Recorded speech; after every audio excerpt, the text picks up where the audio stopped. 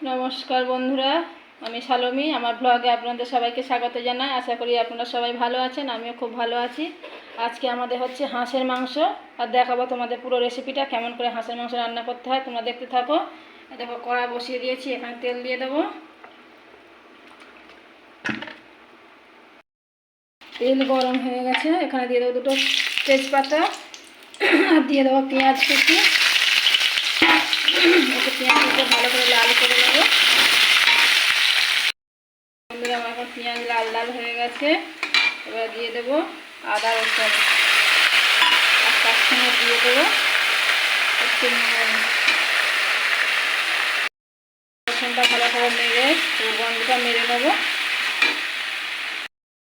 দেখো বন্ধুরা, আমার আদা রসুনের গন্ধ চলে গেছে। এখন আমি দিয়ে দেবো হলুদ গুঁড়ো, তারপর দিয়ে দেবো লঙ্কা গুঁড়ো, দিয়ে ভালো করে মশলাটা কষে নেবো।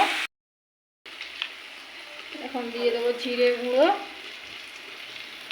তারপর দিয়ে দেবো ধনে গুঁড়ো, দিয়ে মশলাটাকে ভালো করে কষবো। তলায় বসে যাচ্ছে, তাই সামান্য একটু জল দিয়ে দেবো, দিয়ে ভালো করে কষে নেবো।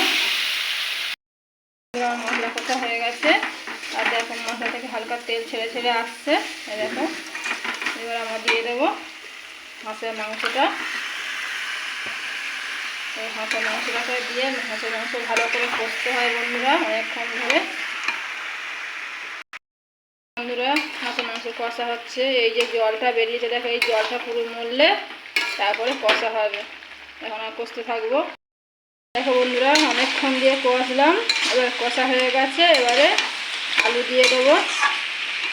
হাঁসের মাংস অনেকক্ষণ দিয়ে কষতে হয়। এই দেখো বন্ধুরা, আলু দিয়ে দিচ্ছি। আলু দিয়ে আরও ভালো করে কষতে হবে। দেখছো, আরও অনেকক্ষণ দিয়ে কষতে হবে। আলু দিয়ে আমাদের অনেকক্ষণ কষা হয়ে গেছে। কালার দেখো, কি সুন্দর কালার এসছে। এবার জল দিয়ে দেবো। দেখো, এবার জল দিয়ে দেবো। কষা হয়ে গেছে, অনেকক্ষণ ধরে কষলাম। হাঁসের মাংস অনেকক্ষণ ধরে কষতে হয় বন্ধুরা। দেখো দেখো বন্ধুরা, তরকারি জল দিয়ে দিয়েছি। এবার এটা ফুটে উঠলে ঢাকা দিয়ে দেবো। আর এই যে দেখছো, এটা কাঁচা গরম মশলা ভিজিয়ে রেখেছি, এটা কাঁচা বেটে দেবো, ভেজে দেবো না। কাঁচা বেটে দিলে আলাদা টেস্ট হয়। দেখো বন্ধুরা, আমার তরকারি এখন ফুটে গেছে। এবার এটা ঢাকা দিয়ে দেবো। ঢাকা দিয়ে দিলাম, এখন বসে বসে হোক। দেখো বন্ধুরা, ঢাকনা খুলে দেখলাম, এখনও হয়নি, কারণ হাঁসের মাংস খুব শক্ত, একটু ভালো করে সিদ্ধ করতে হয়। তাই আবার ঢাকা দিয়ে। বন্ধুরা, তরকারি আমার হয়ে এসছে। এবার এতে দিয়ে দেবো সেই গরম মশলা, যেটা শিলে বেটে এনেছিলাম। দেখো, শিলে বাটাটা তোমাদের দেখানো হয়নি। শিলে বাটা গরম মশলা, এটার সঙ্গে ভালো করে পাইল করে নেবো। দিয়ে খানিকক্ষণ একটুখানি মিনিট দিয়ে ফুটতে দেবো। দেখছো বন্ধুরা, এটা একটু ফুটুক।